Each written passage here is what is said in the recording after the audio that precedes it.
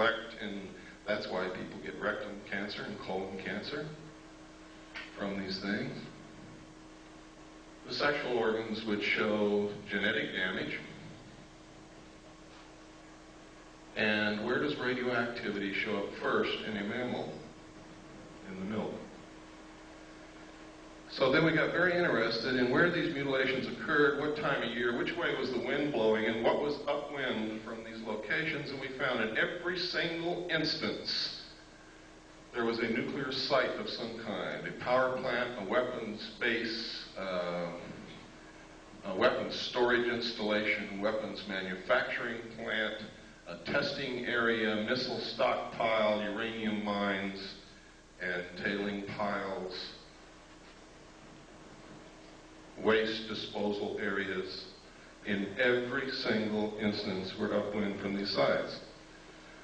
From that, I deduce that whoever is doing it is trying to find out how much radiation has leaked into the atmosphere, the food chain, and the groundwater, and what is it doing to the living mammals in its path.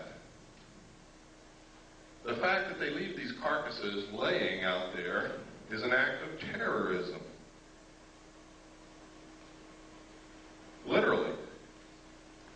I mean, if you want to check for something in these animals, that's fine. But there's no reason why you couldn't take it somewhere else, chop it up, dispose of it, or eat it, or whatever. Why is it being left on the ground? That's an act of terrorism. It's done intentionally to scare people. Why? Maybe to create an alien threat from outer space. Maybe because aliens don't eat beef.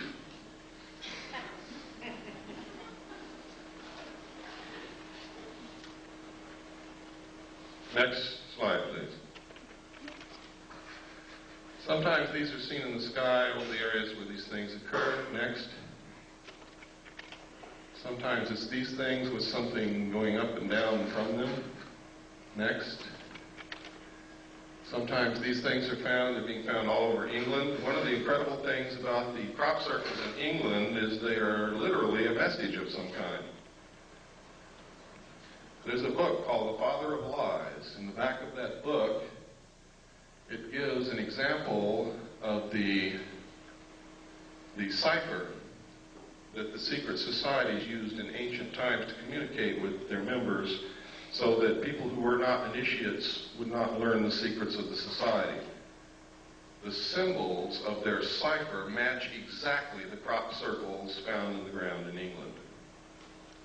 Now, this was by accident that I ran across this. There's a woman in California who lives in Victorville, who is a wonderful woman, discovered this. She had been looking at pictures of crop circles. She had the book, Father of Lies, and she was reading the book, and it struck her all at once. These are the same. And so she let us know, and we have verified it. They are exactly the same. Secret societies have a lot to do with what's going on, believe me. Next slide. Sometimes these things are seen. Next slide. Always they find this. Next.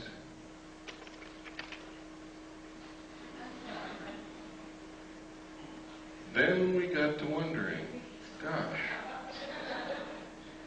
all through history there's records of people and animals being found with the blood sucked out of them. Is this the source of the vampire legends? Back through history, we have found that there are accounts of animals and humans who have been mutilated in this classic manner. Next slide, please. This is some of the information a man by the name of Bill English has released. It is some of the exact information that I saw while I was in naval intelligence. He was working as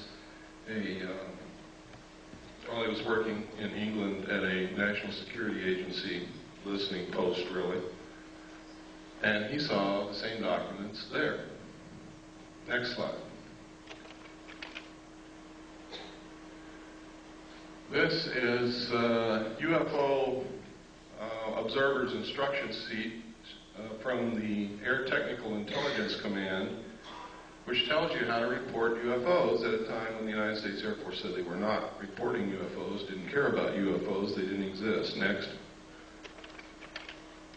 Next. It's all official Air Force forms. Next. Next. Next. Now this is part of Air Force Regulation number 200-2 Alpha, unidentified flying objects, intelligence. Now, this is significant. The Air Force is not supposed to lie to us, but they were telling us, no, UFOs do not exist. We're not interested in UFOs. There is no evidence of UFOs. Anybody that says they say a UFO is crazy. We don't care about UFOs. Yet they have written a U.S. Air Force regulation called 200-2. And this says on the cover sheet, direct communication is authorized between ATIC and other Air Force activities in matters pertaining to UFO investigation. Specifically, the ATIC may call upon the commander of the 1127th Field Activity Group, Fort Belvoir, Virginia, to conduct further field investigations if review of the initial report indicates such a requirement. In this event, the headquarters, 1127th U.S. Air Force Field Activity Group, will prepare the final report by order of the Secretary of the Air Force, Thomas D. White, Chief of Staff. Next page. This tells how to report it, what forms to use, identifying information, weather and winds, comments of preparing officer, classification, time and date of sighting, manner of observation. Next. General information, releasing information. That's funny. Releasing information, it says under here. All information of releases concerning UFOs, regardless of origin or nature, will be released to the public or unofficial persons or organizations by the Office of Information Services Office of the Secretary of the Air Force. This includes replies to correspondence, except congressional inquiries, submitted direct to ATIC and other Air Force activities by private individuals. Exceptions. In response to local inquiries resulting from any UFO reported in the vicinity of an Air Force base, information regarding a sighting may be released to the press of the general public by the commander of the Air Force base concerned only if it has been positively identified as a familiar or known object.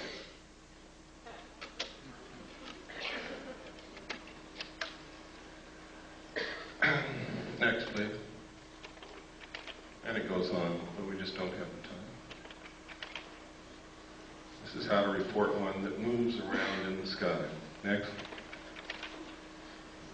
Next. Next.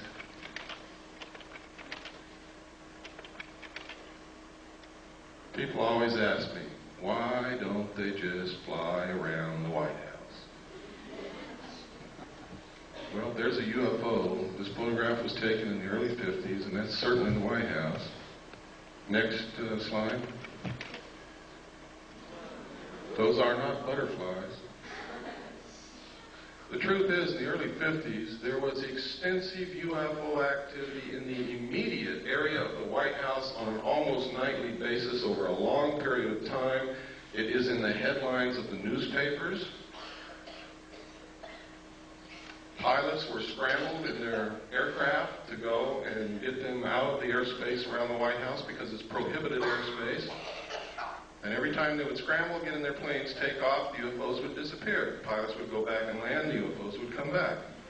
This kept happening night after night after night until the pilots got so disgusted and so frustrated they wouldn't even get in their planes anymore. Next slide. This is another, this is 200-2 identified flying objects UFO. This is the rest of it. Go ahead, next. All Air Force regulations. Next.